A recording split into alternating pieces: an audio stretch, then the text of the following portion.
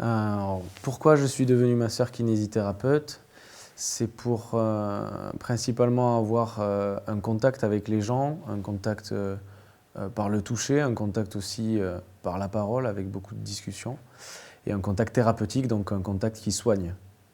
Alors les spécificités de mon travail de kiné en pédiatrie, c'est donc de travailler avec des enfants de tous les âges, qui vont donc de 0 à 17 ans et un peu plus.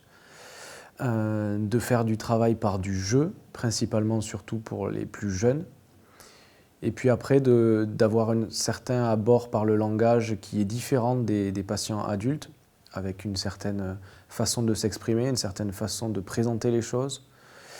Et donc un abord de la rééducation qui se fait principalement par le jeu et par l'incitation, des fois la compétition quand ils deviennent un peu adolescents, et qui n'est pas du tout la même sollicitation qu'on peut avoir avec des adultes qui comprennent facilement ce qui est bien pour eux et qu'on fait un exercice pour aller mieux. Un enfant, on doit le faire passer principalement par le vecteur qu'est le jeu. Alors l'intérêt que j'ai trouvé à exercer mon métier de kinésithérapeute en salariat à l'hôpital, le premier critère que j'y vois immédiatement, c'est celui du travail d'équipe et pluridisciplinaire, c'est-à-dire qu'on travaille certes avec beaucoup de kinés, l'équipe des kinés dans un centre hospitalier, elle est très soudée et on se parle tous les jours, mais aussi avec d'autres professionnels de santé qui n'ont pas du tout la même vision des choses que nous.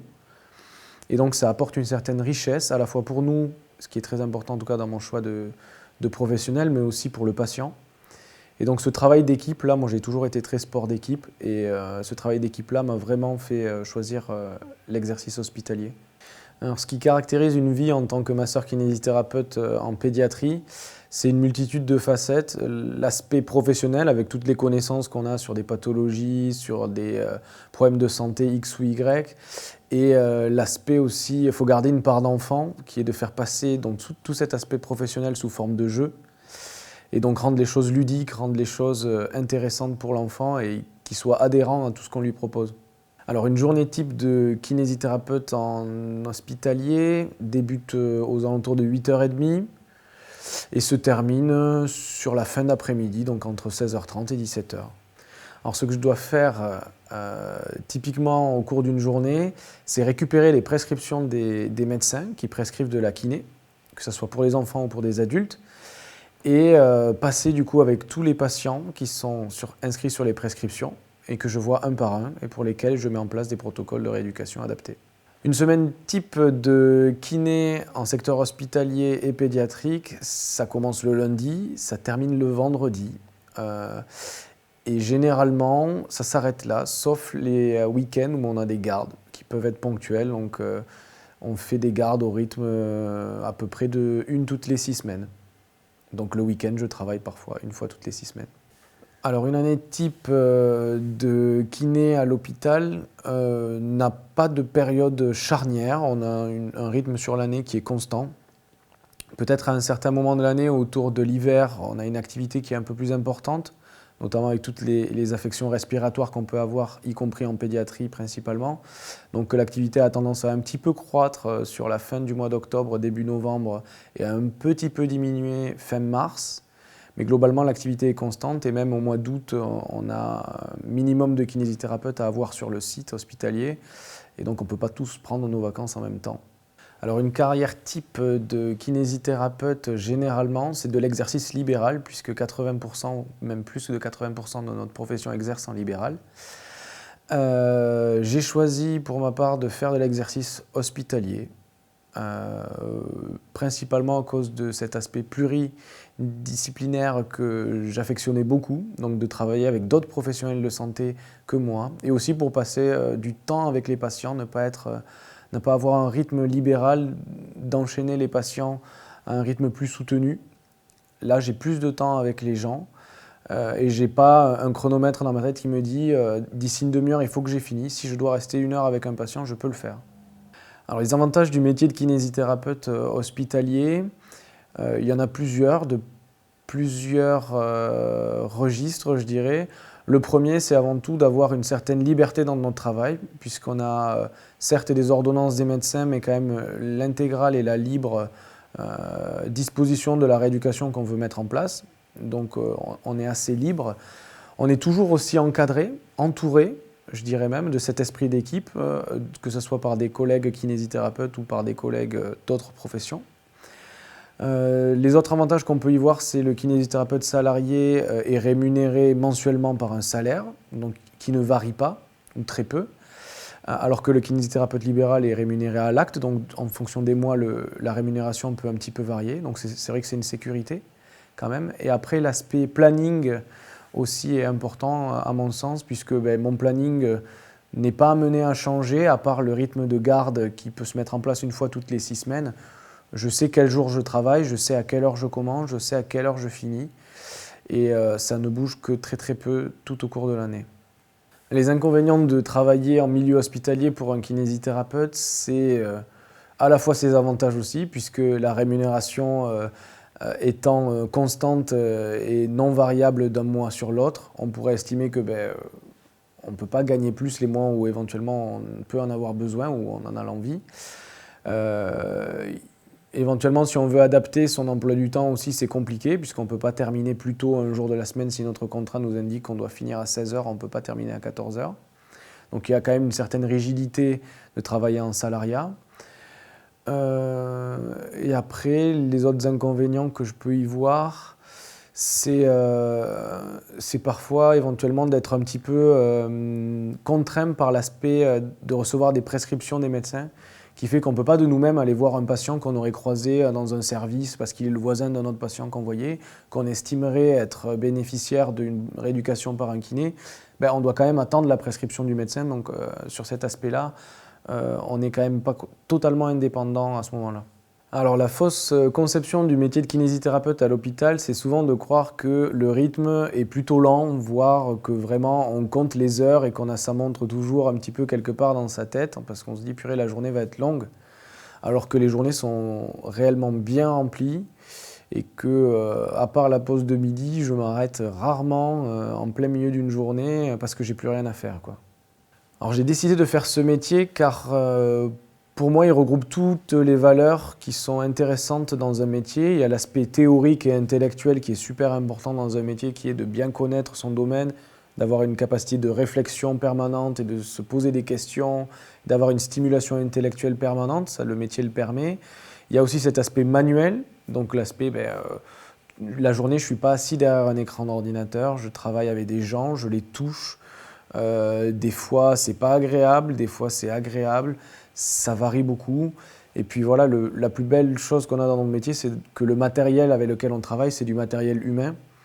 Et donc, avec tout ce que ça a de positif et parfois de négatif, mais c'est une vraie richesse parce qu'aucun patient, même si vous avez 10 patients qui ont la même pathologie, qui ont le même problème de santé, vous pouvez très bien avoir 10 prises en charge différentes parce que vous avez 2 jeunes enfants, vous avez 2 jeunes adultes, vous avez 2 personnes plutôt âgées.